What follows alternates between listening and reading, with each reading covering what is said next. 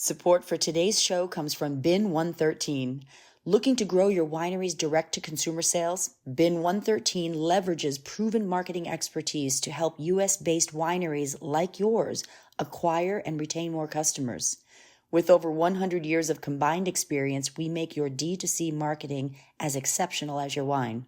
Visit bin113.com to learn how we can help you sell more wine. At least for me, wine it's coming from Argentina. It's kind of a tradition, not only for my family, but also because wine in Argentina is the meaning is bonding. So for me, it's a way to share with others, or having a moment with your friends that you girls party at night, and so you have a bottle of wine and then you share, and then it's like food, wine. It's kind of the great companion for any meeting with people.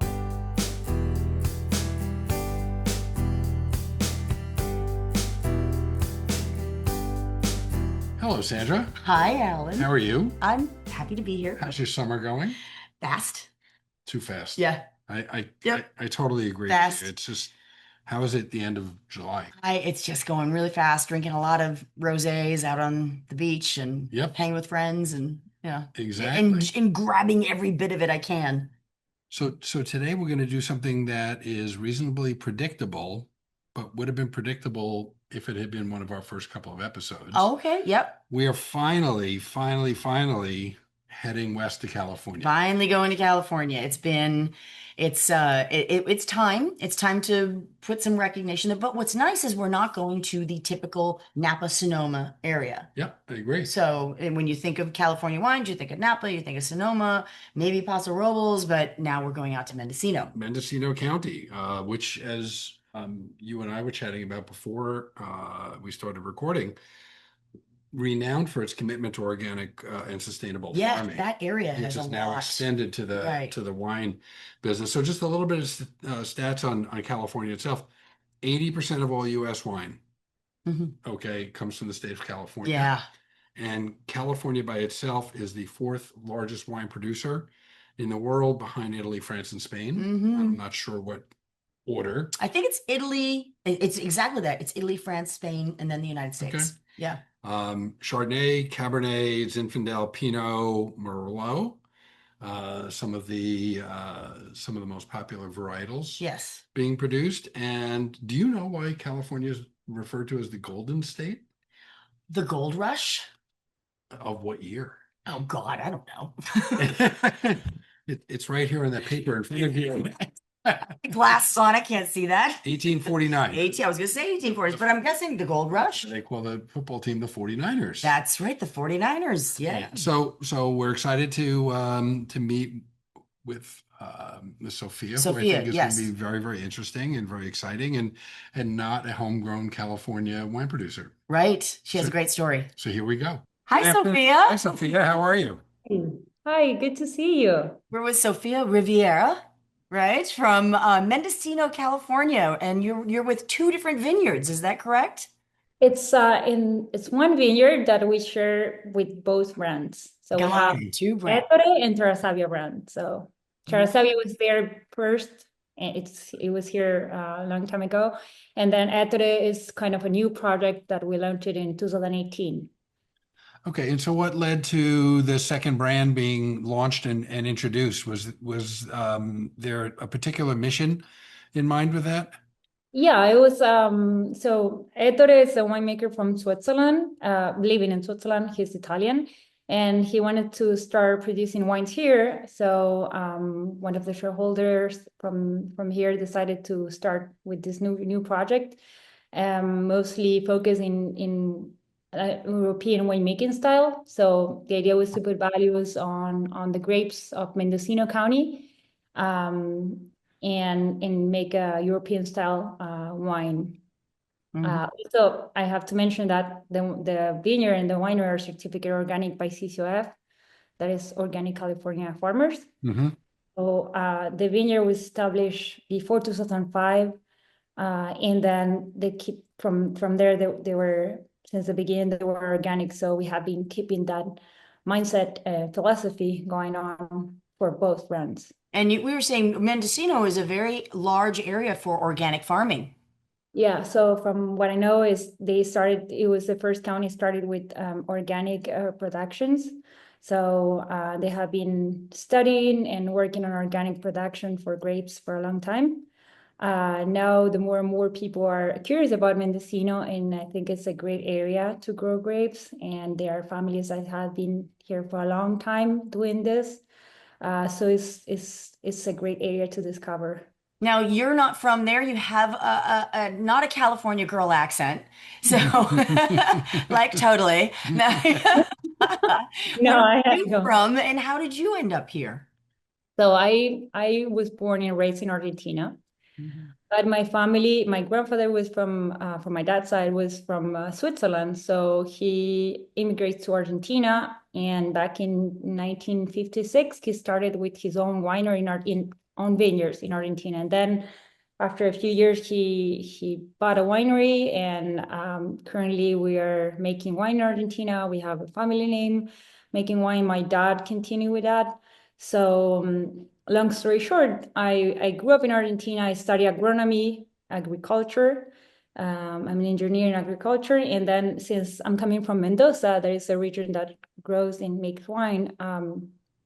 The focus on agronomy was mostly in wine. So after that, I went to Switzerland. I studied there for a few years, and I got a master's degree in viticulture and enology. And so from that amazing background, how did you wind up where you are in Mendocino? Yeah, so that's kind of crazy story because I just finished my master's degree back in 2017, and I had a friend that he told me, oh, I know a winemaker that he would like to do a project in Mendocino County, and at that time I was looking for a harvest in Italy. So I talked to Ettore. He explained me what he wanted to do, how was the project and the idea, and I thought, well, that sounds great. I would love to move here. So I just what I did back in 2018, and we started at that time when I moved, the winery was in process of being built. So that was in 2017 that was finished, and we started in 2018 making wine at the winery. Before, I was making custom crush in another facility, but the vineyard was already established. So the idea with the winery was to produce both brands and, of course, improve everything that was related to quality and vineyard. And so that's why I moved in 2018 to here, and we have been since there working for both brands. You're very brave. It's a big jump. And what is your role at the vineyard? So I can say, well, it's a small vineyard. We started with 35 acres and now we have 29. I'm currently managing the vineyard and the winery. So I'm the winemaker of both brands, and I work in collaboration with Ettore, that the brand has his name. So we're both together working on creating the Ettore wines, and as well as Terra Sávia. So Terra Sávia was before made by Jim Milone, that was a very well-known winemaker here in the area for many years. And so when he decided to retire, I took over. So what I basically do is I take care of the production of wine. And since this is a small facility, we here at the group, we wear many hats. So I'm a little bit in compliance as well, a little bit of everything, which it make it fun because Sure. it's very diverse. Yeah. So, and then it's like we do a lot of things by ourselves. So it's like we're a small group. The grapes are handpicked. Everything that we grow goes to the winery. We don't buy from any other growers. So it's kind of super interesting to see the whole process from grape to bottle, and then also have the contact with customers and developing market. I mean, it's very rich as experience.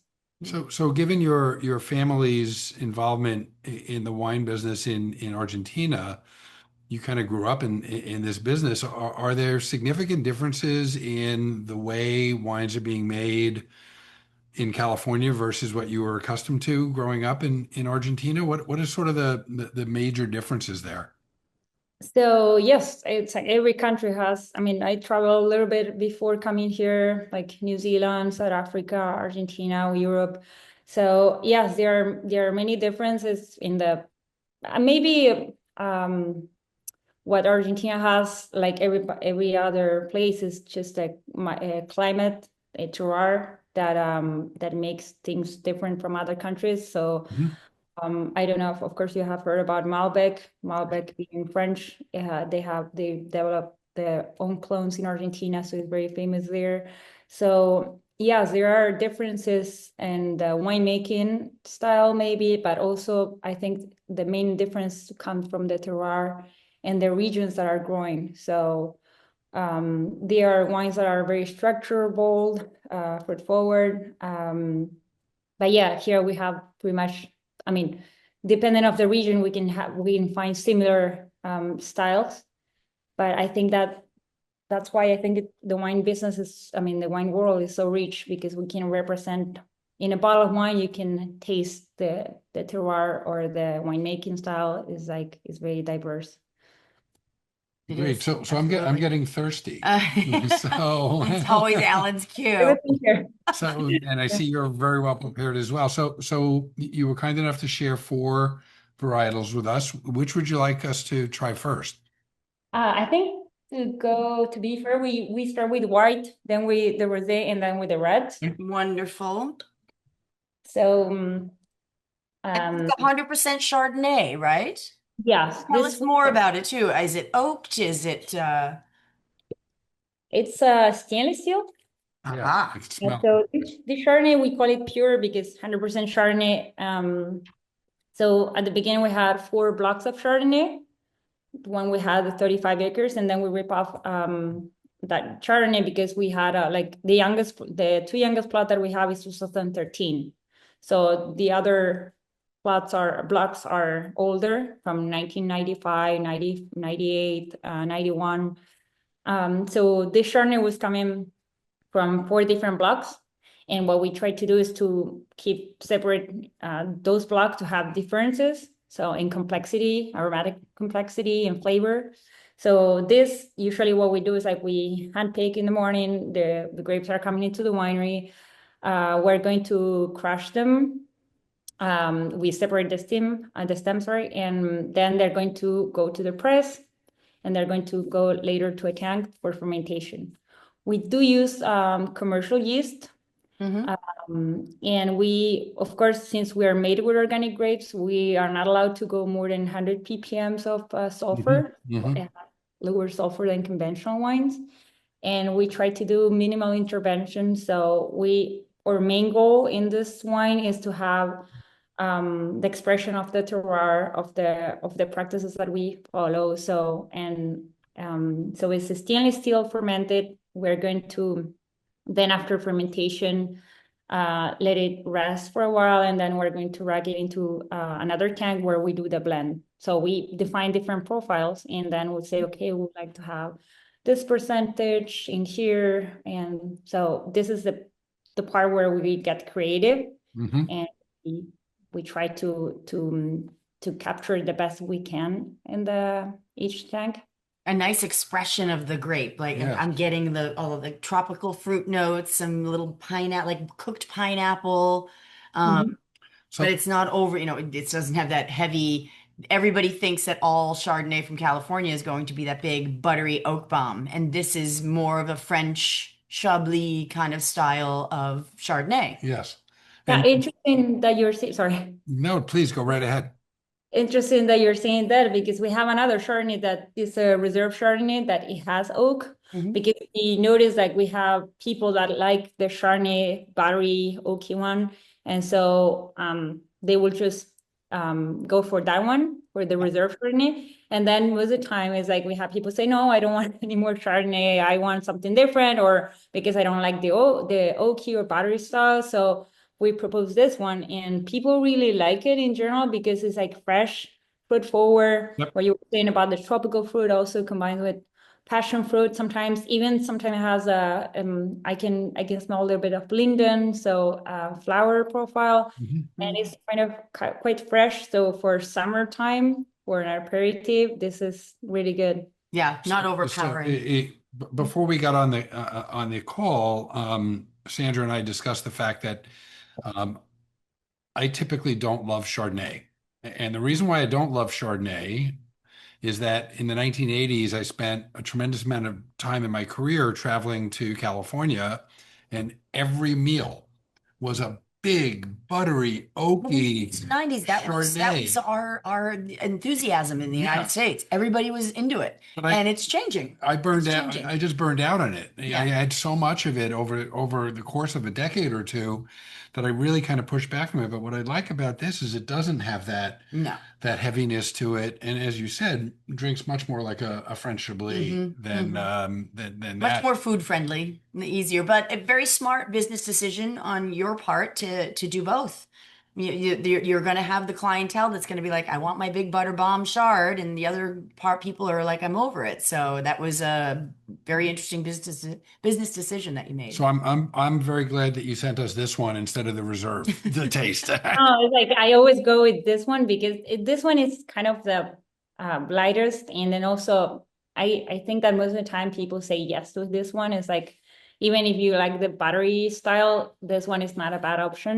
Right. It And also, still has the body. It still has a nice body to it.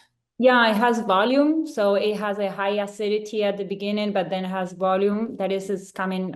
Well, maybe this is a secret of winemaking, but it's we do a batonnage, so the steering Uh-huh. lead, so that During gives the lees. Yes. How long are you on the lees with this wine?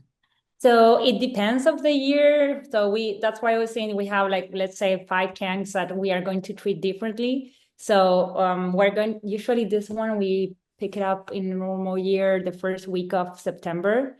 And we're going to to harvest for 4 days. And then we have all the Chardonnay in.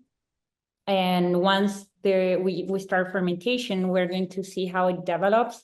But so thinking about having fermentation after that, it will just remain until December on the tank, and we're going to work differently. So sometimes I will go and taste and think, okay, this one has a very foot forward mouth, is very citrusy and high acidity. So we keep this one like this, and then another one has more passion fruit, tropical fruit.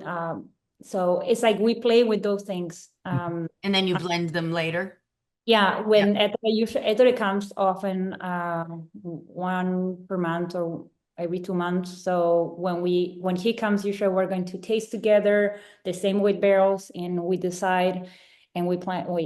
Is when we really plan when we're going to be bottling or doing blending. So and this is kind of the most fun part, because it's like when you get creative and you use a lot your senses, and okay, this is what I imagine in a bottle, and this is what I would like people to feel. With this wine, it's kind of a nice wine to share with anybody, like you're having a good time, it's like, or even when you're cooking at home that you had a stressful day and you want to relax. It's like this thing very complex going on with this wine. It's like it's light, it's fruit forward, it's easy. Yeah. So you mentioned cooking.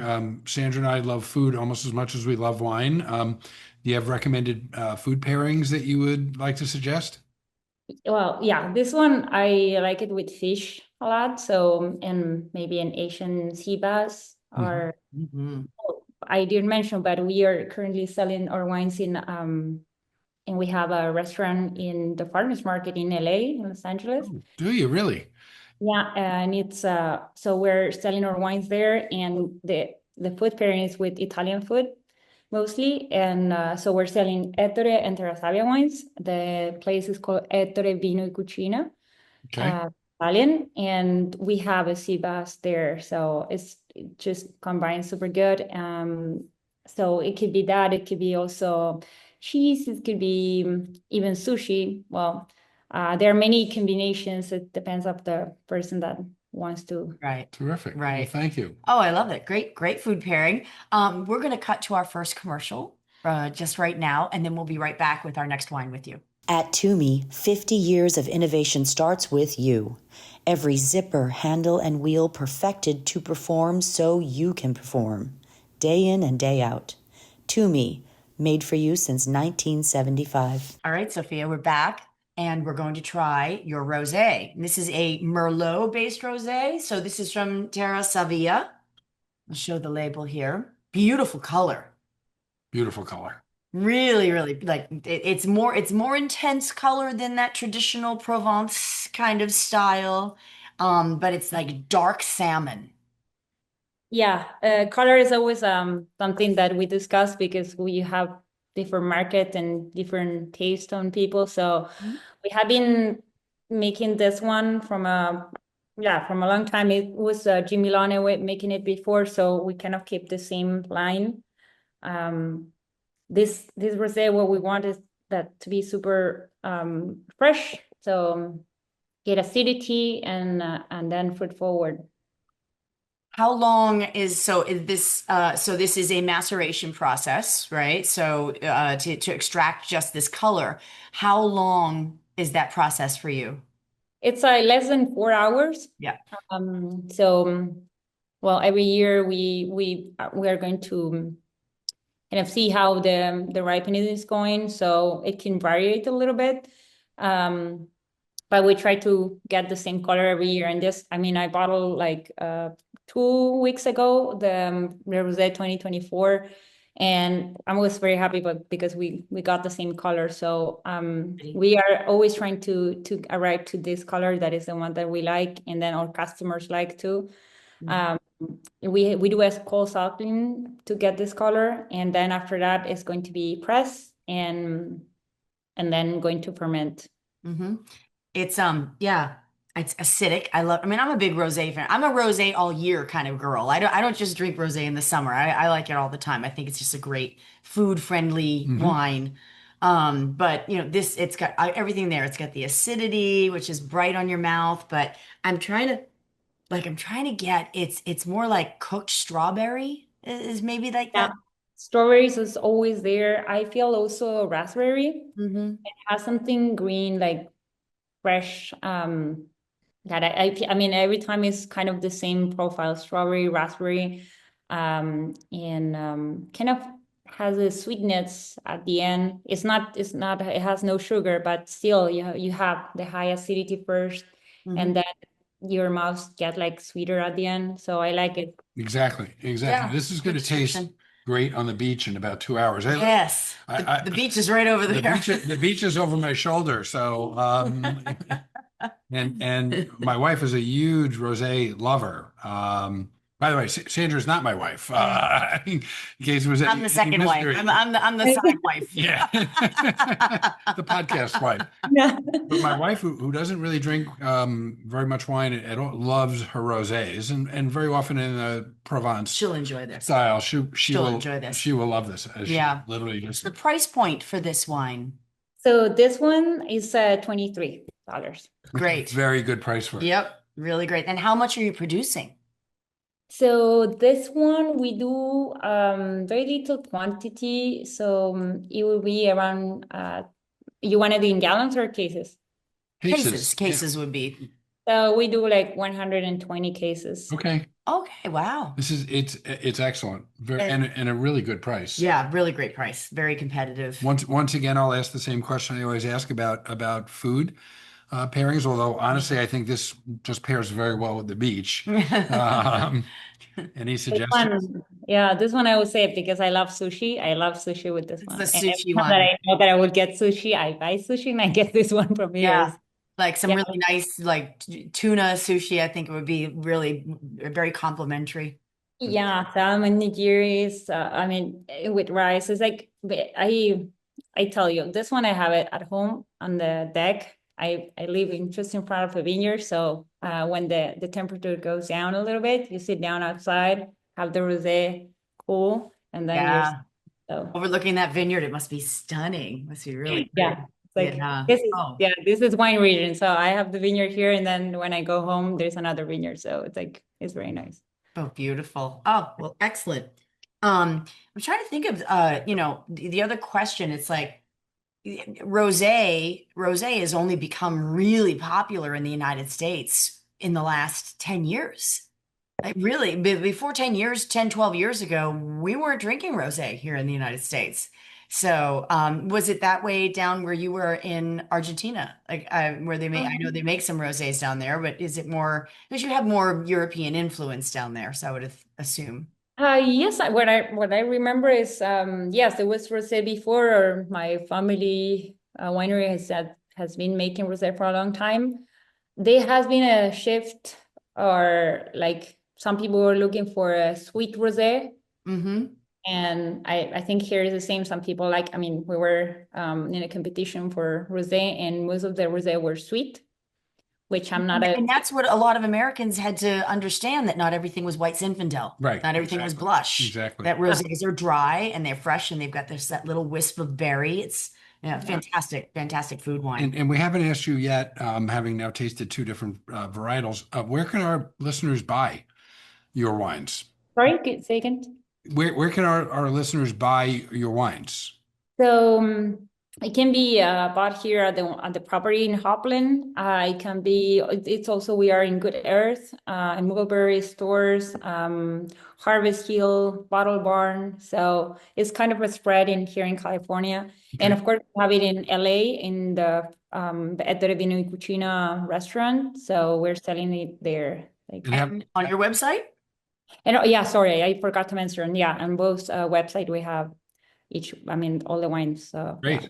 Awesome. It's so far delicious. So nice. So we're going to move on to one of the reds here. Which one would you like us to do first? Let's do first the Ettore Rosso. Ettore Rosso. That's what I have here. It's a 2019 Yeah. bottle. And Yeah. we noticed, so you're using not the foil caps, but you have wax on the top of yours. What decision was that to put wax on here? Because they look elegant. It does. It does look great. It looks elegant. I mean, we started before there was it, because now there are a lot of wines with wax, but we started when we didn't see that very often, or some brands that were doing it already, but not so many. So, but the reality is, like, people like it like that, how it looks, but then for servers at the restaurant, they don't like us because they have to work more. Right. Get through that wax cap at the top. But it's a great look. So tell us what grapes are in this. Sorry? What are the grapes in here? What are we drinking? So this is a blend of Cabernet Sauvignon, Merlot, and Petit Verdot.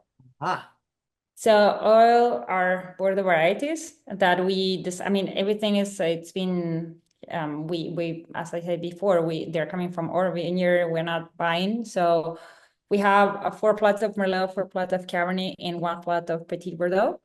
Petit Verdot usually is a variety that we use for blend. In France was like that before. And now we have experienced a little bit with the Petit Verdot by itself. Terra Sávia was making before Petit Verdot by itself. And now with Ettore, we are launching right now the 2021 Petit Verdot. But here is as a blend. So what we try to show here is, like, even if each variety has its own personality, in this blend we want to have a very fruit forward wine. So even if we can feel bakery spices or the wood profile, we still want to show the fruit that is coming from our vineyard. So since we have 4 blocks of Cabernet and Merlot, we try to get differences in those blocks and replicate that at the winery. So I can say that block 4 or Cabernet block 4 is going to be more fruit forward, so less spicy. So the Cabernet 3 and 2 and 1 are more concentrated. So we play a lot with those things in order to have it on the blend and then show it as where we're looking here is like a wine that is with high complexity, like you can feel many things. Yeah, there's a lot of layers I'm like smelling violets and but the baking spices are definitely in there, what you mentioned, like a little bit of cinnamon, a little bit of like almost like a baked cherry pie. Like a little pepper, biscuit and pepper. Yeah, it's like a lot of layers. There's sweet layers, there's spicy layers. I'm getting the vanilla and the oak, and that's all there. So I also find most of the time black cherry. That is kind of one of the things that we find in the Petit Verdot.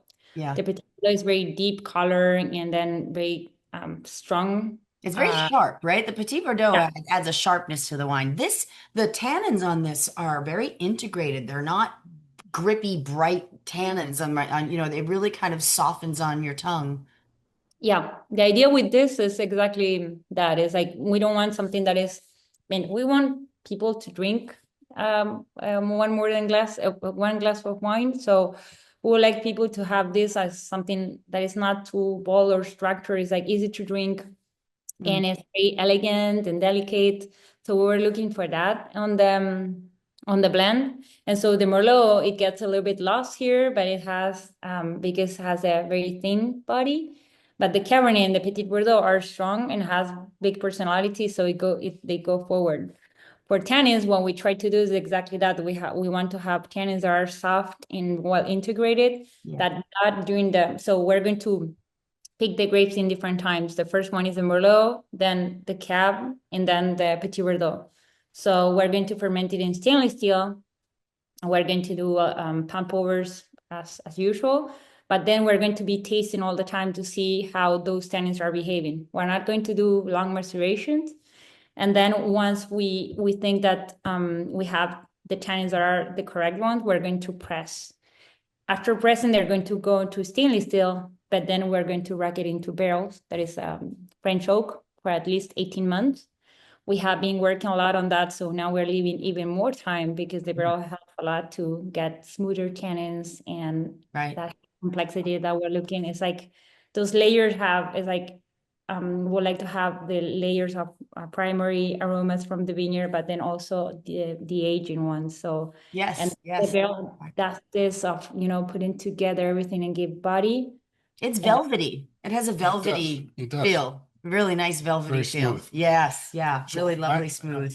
I'm thinking this would be great with chicken piccata or with a pasta dish. Yeah, this is definitely a nice pasta, like a ragu kind of. Yeah, I was thinking bolognese. Yeah, bolognese. Yeah, I think I'm making tonight, so I get this. Are you? What are we invited? I got to feed the two beasts at home, my two sons. They love a nice bolognese. One with you. This would be great. This is really great. Now you've got some wonderful wine. I know. Play with it. Yes, and they're learning to enjoy these wines, which is really nice. That's a big having young men in the house. letting your sons appreciate develop an appreciation for wine is a huge mistake. I'm like, it's an expensive hobby, honey.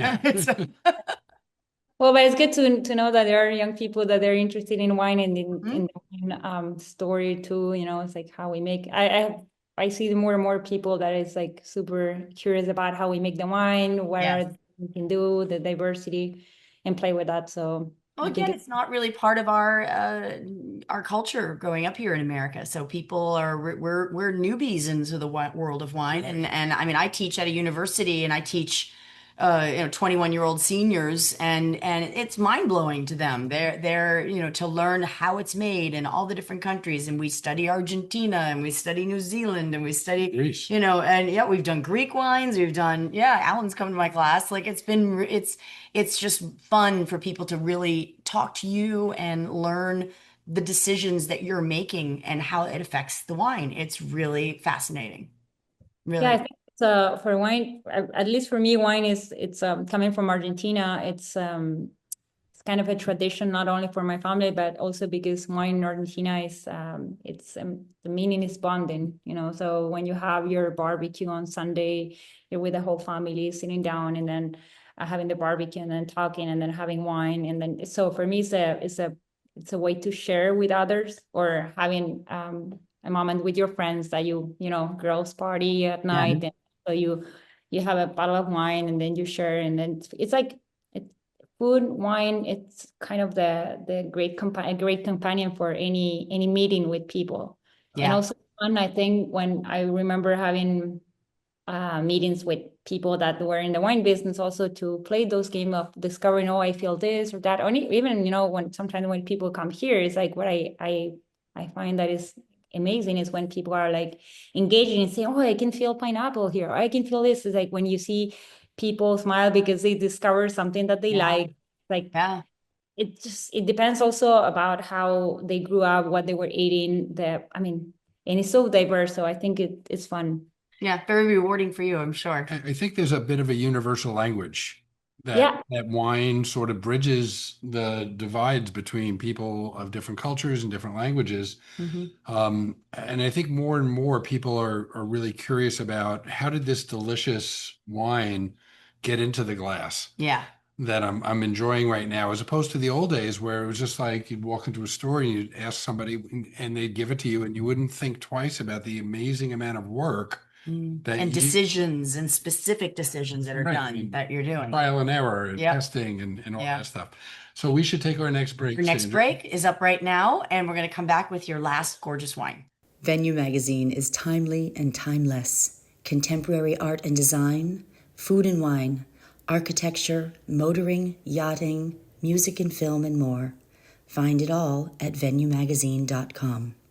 We're back with Sofia with our last wine of the day, which is your Premier Cabernet Sauvignon, the signature, it's called. Signature Cabernet Sauvignon. Yes, the signature. And how much, now I know there's a certain percentage that it has to be Cabernet Sauvignon, called Cabernet. Is this 100%? Do you have a little bit of Merlot in here? A little, just? This is all Cabernet. All Cabernet. Yeah, it's 100% Cabernet, and it's coming from two blocks that we really like. It's Cabernet 3, block 3 and 1. I could have a little bit of 2. So we do a special selection on this one. So we're going to, when we ferment, like I said before, for the rosso, then we're going to rack into barrels and we do a special selection for this cab. So then we're going to choose at the end with Ettore, which are the barrels that we like the most, and have a Cabernet that shows basically the heart of Hopland here. Yes. And very traditional scent, fragrances on the nose. Yes. I'm getting the blackberry, the cherry, the leather. I'm even getting a little mint in there. Yeah. A little herbaceous mint on the nose. What is it about the site that you're growing these Cabernet grapes on that is making these grapes so fabulous? Like, what does that land look like? So we have here 4 type of different soils that they behave pretty much the same. We're close to a creek. And so the soils that we have are loamy, texture is loamy, but then we have, since we're close to a creek, we have alluvial soils, and then we have like bigger elements. So one side of the vineyard is going to behave a little bit different from the other side, from the south, from the north. So those differences we manage in order to have the expression that we're looking for. And so in this Cabernet, what we try to highlight is always fruit, as I said before, but also have the wood very well integrated, and also having this. There has also, you say mint, but I also have like eucalyptus profile. Maybe that's what I was saying. I picked up something just on the nose, and now that I'm tasting it, it's got, there's some like herbaceous thing there. So eucalyptus would be definitely. And again, the tannins on this integrated, they're there, but they're just like soft on the tongue. They're not ripping up the inside of your mouth at all. Right. Yeah. I'm gonna go out on a limb here and suggest maybe a nice grilled ribeye steak would be tagliatelle, bolognese, something. Pasta with meat. Yeah, definitely. Yeah, I don't feel like, again, even in traditional California style, for years, Cabernets were like the Chardonnays. They were over the top. They were overly oaked. They were overly,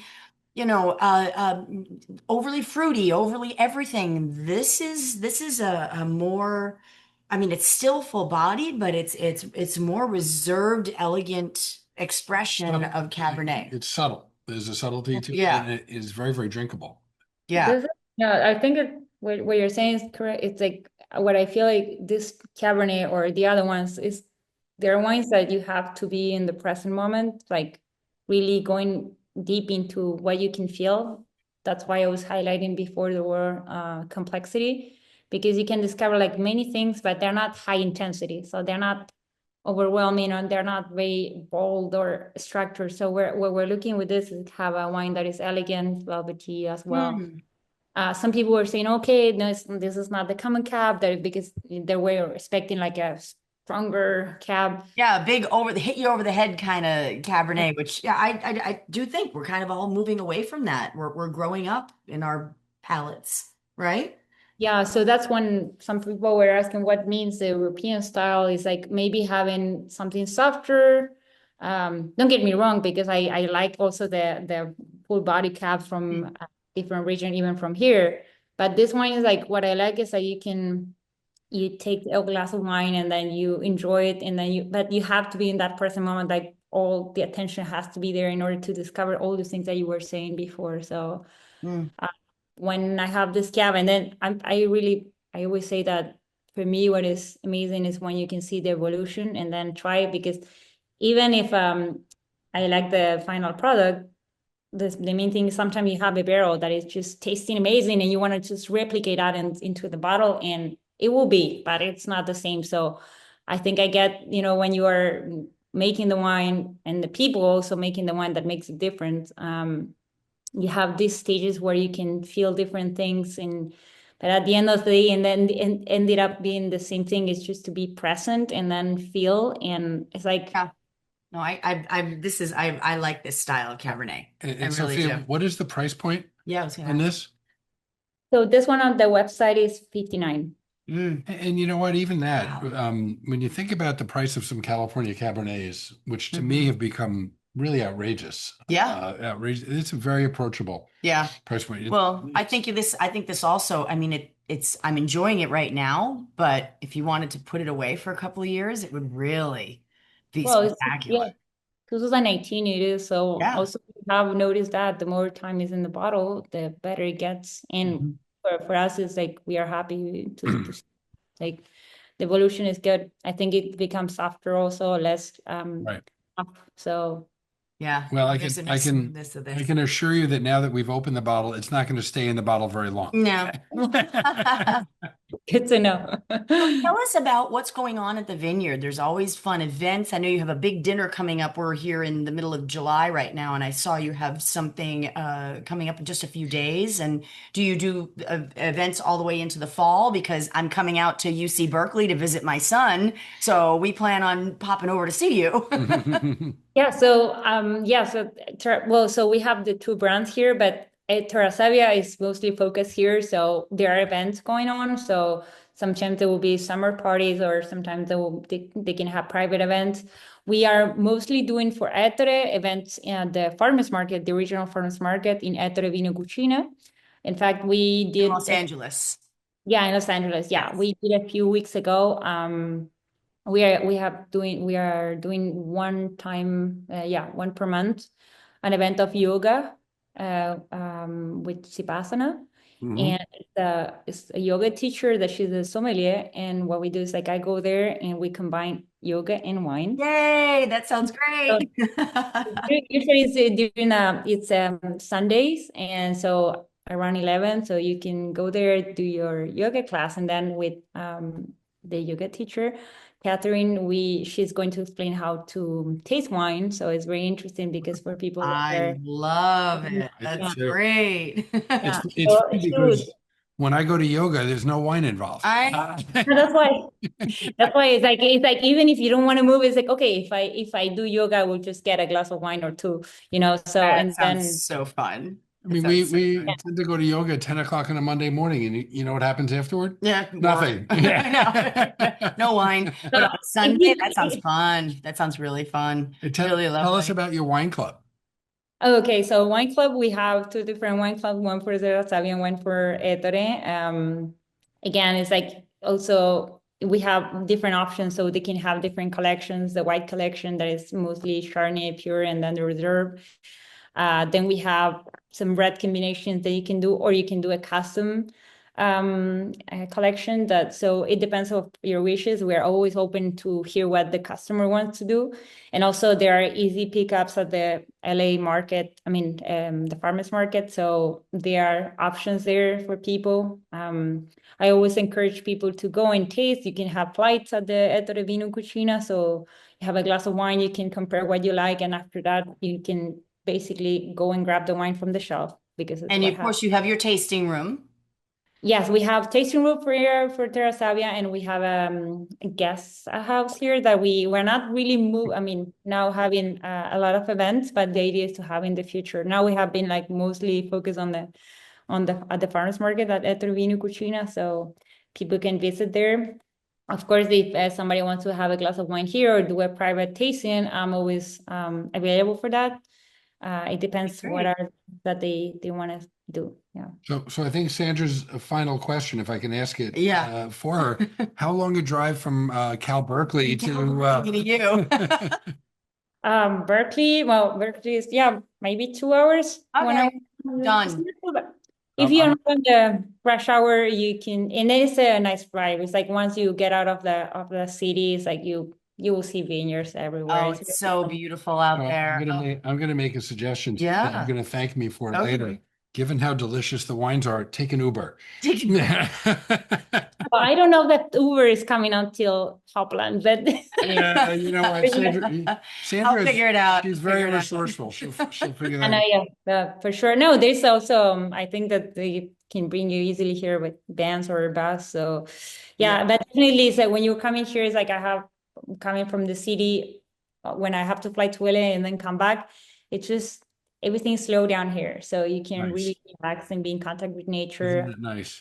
I didn't mention, but Terra Sávia has a sanctuary, animal sanctuary. So the owners are very focused in wildlife and taking care of the environment. So there's a big focus in taking care of animals. The vineyard responds to the same thing. So we have many different things, not only the practices that we're following to get the certification, but also have houses for birds and wow, that sounds lovely. That's fabulous. Oh, so Sophia, this has been absolutely delightful. What a pleasure meeting you. Really nice to meet you. And getting to know Ettore and Terra Sávia. What a great story you have. Beautiful organic wines. I'm always encouraging people to embrace organic wines. I mean, who needs all of those chemicals and all of those man-made fertilizers? Like the amount of effort and that you put into it to keep these organic is enormous, and it has to be recognized and supported by the consumers. Exactly. This is exactly what I like when I started working here. It's like the philosophy of the owners and then also the people. I think that wine is made by people. So like it makes a big difference when you have people that have know-how, passion, and dedication for what they like. And I mean, I wish that people could see how much effort basically they can come during the harvest and see how much effort we put, because it's a lot. And then also taking care of the vineyard the whole year. Working in agriculture is always challenging because you are dependent of weather. So of course, we talk about all the time how difficult it is to have Mother Nature as a partner. You never know what's going to be thrown at you, and your ability to adapt to different conditions, especially in California. So, Sophia, again, thank you so much. We appreciate it. Real pleasure, Sophia. Thank you. What a lovely time. Have a great rest of the day, and you'll be seeing Sandra very soon. So, Sandra. That was really fun. We finally made our way to the state of California. Mendocino. Really gorgeous. I mean, we've done 15 or 16 episodes now, and we sort of started in some of the more obscure regions. On purpose. Because it is wine across America, and people don't realize that it's from, everybody thinks California and Washington, Oregon. So but this was a nice intro into California. And what a great story she has. Coming from a family winery in Argentina and studying in Switzerland. And brave girl. To go out there, and she's just managing all of her products and figuring out her client base and these were, like I said, it wasn't that huge bomb over the head California style. This was a bit more elegant, reserved, which is really where I'm kind of at as a wine consumer. Thrilled with the price points. Yes. So even the Cabernet, the signature Cabernet at $59. Competitive with the Napa stuff. Oh my God, you're talking about 80 and 100, and in some cases, as you know, considerably more than that. So that was great. We really enjoyed it. Yeah, she's lovely. We're actually going to stay somewhere out west for our next one. But all right. We'll keep you all posted. All right. On that. In the meantime, cheers. Cheers. This was Thank you. Thank you. Please remember to subscribe to Wine Across America on Apple, Spotify, and YouTube.